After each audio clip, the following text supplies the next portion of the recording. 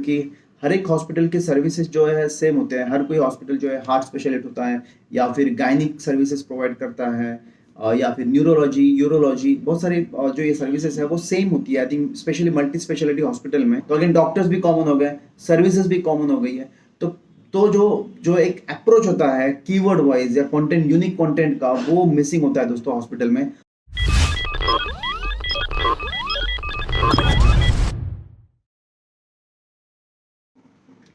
Hi friends, welcome back to digital Sanjog. दोस्तों बहुत दिनों से मैं सोच रहा था कि कुछ अलग एक्टिविटीज़ करें और हम लोगों ने कुछ शुरुआत भी की है ताकि आप लोगों के सामने फिर से एक बार हम लोग अच्छा सा क्वालिटी कंटेंट जनरेट करना शुरू करें।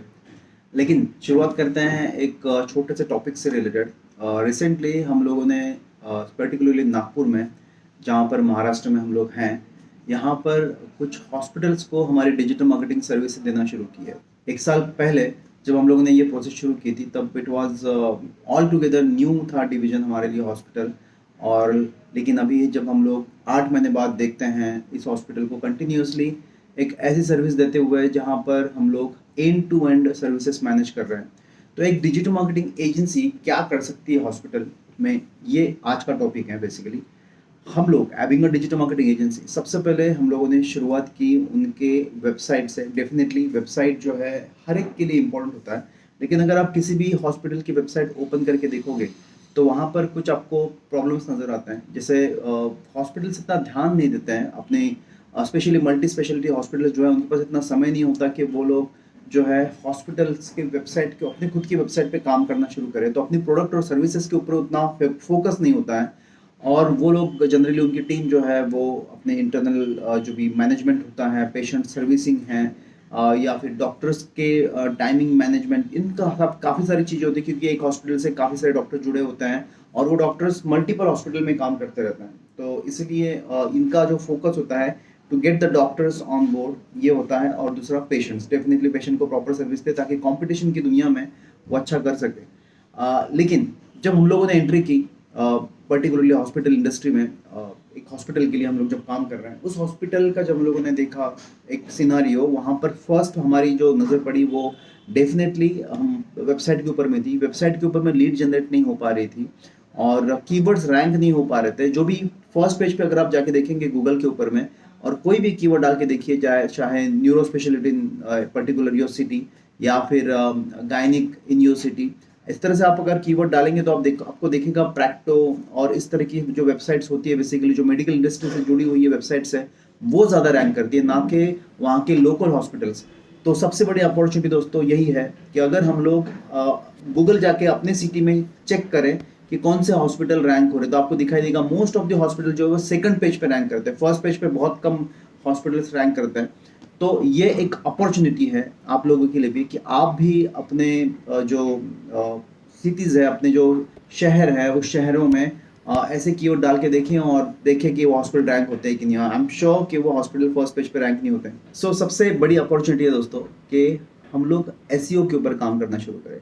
अगर किसी भी हॉस्पिटल की वेबसाइट पे अगर चले भी जाते हो आप, तो कीवर्ड तो रैंक कर ही नहीं रहे, लीड जनरेशन के फॉर्म भी काम नहीं करते हैं। और सबसे इंपॉर्टेंट दोस्तों कंटेंट जो है वो कॉपीड होता है मोस्टली, क्योंकि हर एक हॉस्पिटल के सर्विसेज जो है सेम होते हैं। हर कोई हॉस्पिटल जो है हार्ट स्पेशलिस्ट होता है या फिर गायनिक सर्विसेज प्रोवाइड करता है या फिर न्यूरोलॉजी, यूरोलॉजी, बहुत सारी जो ये सर्विसेज है वो सेम होती है। I think specially multi speciality hospital में।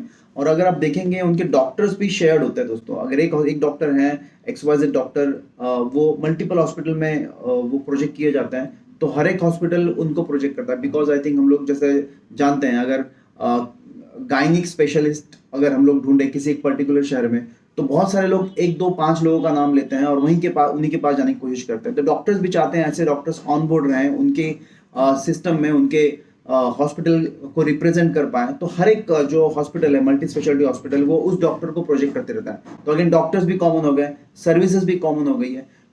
तो जो एक अप्रोच होता है कीवर्ड वाइज या कंटेंट, यूनिक कंटेंट का, वो मिसिंग होता है दोस्तों हॉस्पिटल में।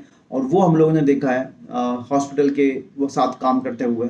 तो हम लोगों ने उस हॉस्पिटल की वेबसाइट एंटायरली रिवैम्प करने की कोशिश की, लेकिन लिमिटेशंस थे वहाँ पर भी, क्योंकि हॉस्पिटल नहीं चाहता था कि हम लोग वेबसाइट नहीं बनाए उनके लिए। हमारी कोशिश ये थी कि उनको हम लोग कन्विंस कर पाए, लेकिन कन्विंस नहीं कर पाए। तो हम लोगों ने जो एग्जिस्टिंग वेबसाइट थी, उसका स्पैम स्कोर काफ़ी बड़ा हुआ था। तो उस वेबसाइट को लेकर हम लोगों ने काम करना शुरू किया, कंटेंट चेंज करना शुरू किया दोस्तों। और उसके बाद में पहले होम पेज और बाकी सर्विसेज पेज हम लोग जब काम करते गए, धीरे धीरे हम लोगों ने कुछ क्विक लिंक्स भी ऐड करना शुरू किए दोस्तों। अगर आपको क्विक लिंक पता नहीं है तो उसके ऊपर में भी एक वीडियो बना दूंगा मैं, और आप देख सकेंगे कि क्विक लिंक क्या होता है।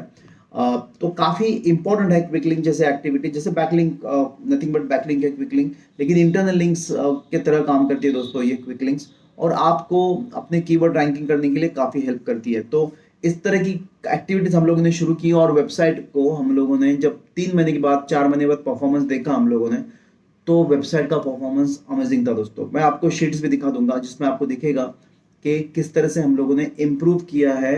जब स्टार्ट किया था तो उसका जो ट्रैफिक था वो नियर अबाउट, क्लिक्स बताऊंगा मैं, गूगल सर्च कंसोल में जब क्लिक्स थे वो 1000 के आसपास थे, आज वो 8000 के आसपास क्लिक्स है दोस्तों।